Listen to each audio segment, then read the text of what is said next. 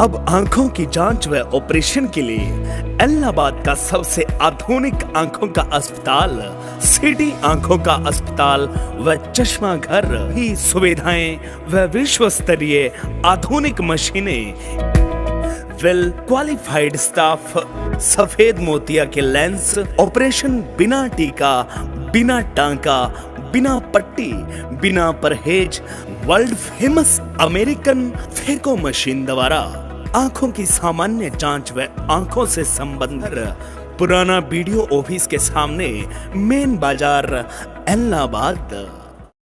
कभी राम प्रसाद बिस्मिल ने कहा था कि लाही वह दिन भी होगा जो अपनी ही जमी होगी और अपना ही आसमां होगा, लेकिन बुजुर्गों और नौजवानों, मातृशक्ति ना जमीन हमारी छोड़ी ना आसमान हमारा छोड़ा।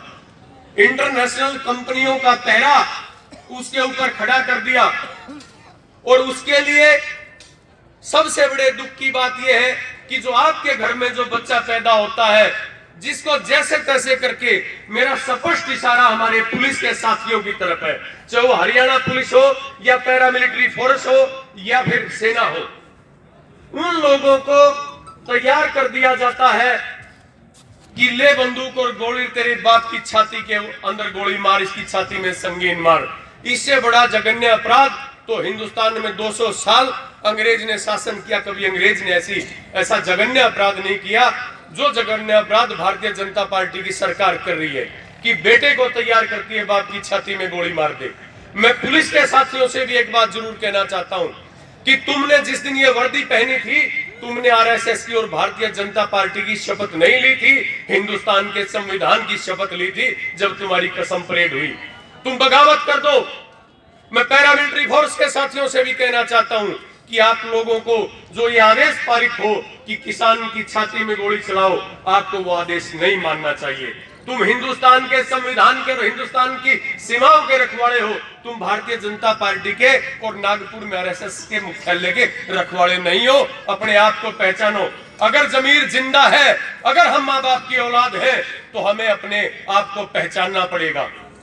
मैं जवान और किसान, मेरे से पूर्व वक्ता जब किसान का जयकारा लगवाते हैं उससे पहले जय जवान बोलते हैं। जवान का जो सम्मान किसान कर सकता है धरती पे, वो दुनिया में कोई नहीं कर सकता जो किसान कर सकता है। मैं पुलिस के साथियों से कहना चाहता हूं और ऊपर बैठे अधिकारियों से भी मैं एक बात कहना चाहता हूं कि समझो इस बात को। उन लोगों को पद्मश्री अवार्ड दिए जाते हैं, उन लोगों को पद्मश्री अवार्ड दिए जाते हैं जो किसानों को आतंकवादी बोलते हैं। उन लोगों को पद्मश्री के सर्वोच्च पुरस्कार दिए जाते हैं जो कहते हैं कि 1947 में आजादी हमें भीख में मिली थी, आजादी तो 2014 में मिली थी। मैं उनको बताना चाहता हूं, उस आदरणीय महिला को, लेकिन क्या कहें, जब राजा चरित्रहीन होता है तो हमेशा तवायफ के कोठे गुलजार होते हैं। और ऐसी बदजात औरत जो मेरे किसानों को आतंकवादी कहे और जो कहे कि 1947 में आजादी भीख से मिली थी, मैं ऐसी मोहतरमा को तवायफ नहीं कहूंगा, क्योंकि तवायफ का अपमान हो जाएगा। आजादी हमने 1947 में तलवारों की नोक पे हासिल की थी।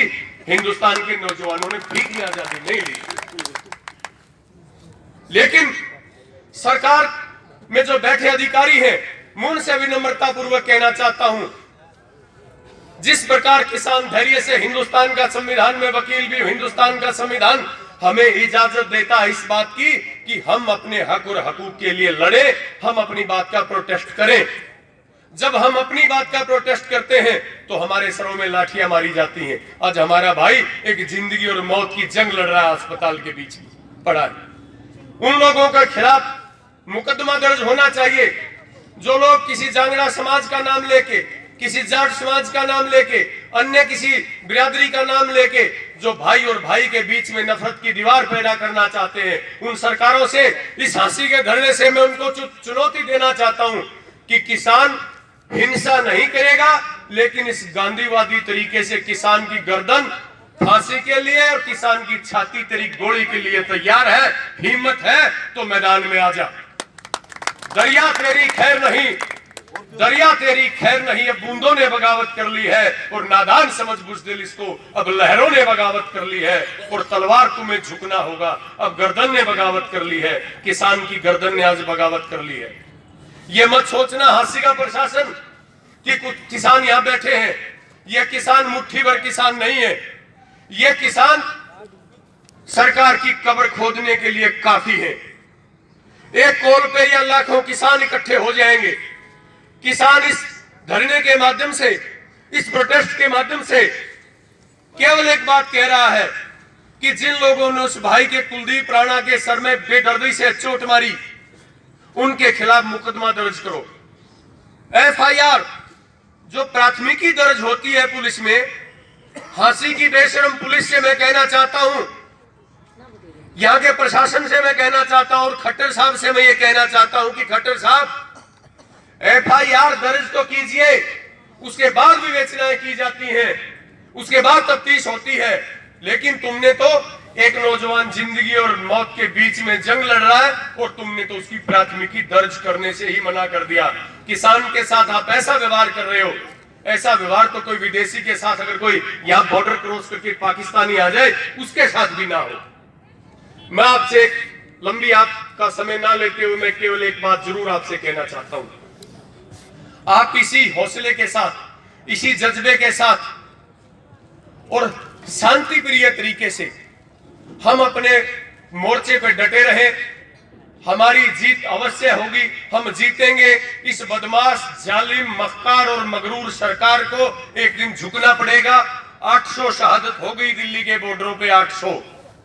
इनके घर में कुत्ते को भी अगर ठंड लग जाती है तो ये लोग भागे भागे फिरते हैं, लेकिन किसान को कुत्ते से भी कमतर ये लोग आते हैं। और ये सबसे बड़ी गलती इस सरकार की ये कर रही है कि किसान, जिसने पूरे विश्व की जब अर्थव्यवस्था रसातल में चली गई कोरोना के टाइम में, उससे पहले भी, तो केवल और केवल मात्र एक हिंदुस्तान का किसान था जिसने हिंदुस्तान की शान को और हिंदुस्तान के सम्मान को बचाए रखा है। तो हम 800 साथियों की शहादत देने के बाद भी सरकार से निवेदन करना चाहते हैं, इन बेशर्मों से ये रिक्वेस्ट करना चाहते हैं कि आप भी इसी देश के हो जिस मुल्क में हम पैदा हुए हैं, आप भी उस मुल्क के हो। ये गलती हमारी रही कि तुम्हारे जैसे जालिमों को हमने दिल्ली की कुर्सी सौंप दी। समय रहते चेत जाइए। अब भी किसान की बात को मान लीजिए। किसान सत्ता में हिस्सेदारी नहीं मांग रहा, किसान केवल एक निवेदन कर रहा है कि मैं जिस हाल में हूं मुझे जिंदा रहने दीजिए, मुझे केवल जिंदा रहने दीजिए। लेकिन तुम चंद उद्योगपतियों के घरों में बैठ के और चौपट बिछा के उसमें किसान की जिंदगी को दांव पे लगा रहे हो। लेकिन ये जरूर मैं कहना चाहता हूं कि किसान द्रौपदी नहीं है जिसको युधिष्ठिर जुए में हार जाएगा। किसान शांति से अपना हक मांग रहा है, लेकिन किसान बागी भी होगा, तेरी गर्दन को भी दबाएगा। मैं जोर का एक नारा लगवाऊंगा, किसान एकता जिंदाबाद, किसान एकता जिंदाबाद, लड़ेंगे जीतेंगे, लड़ेंगे जीतेंगे। धन्यवाद। जय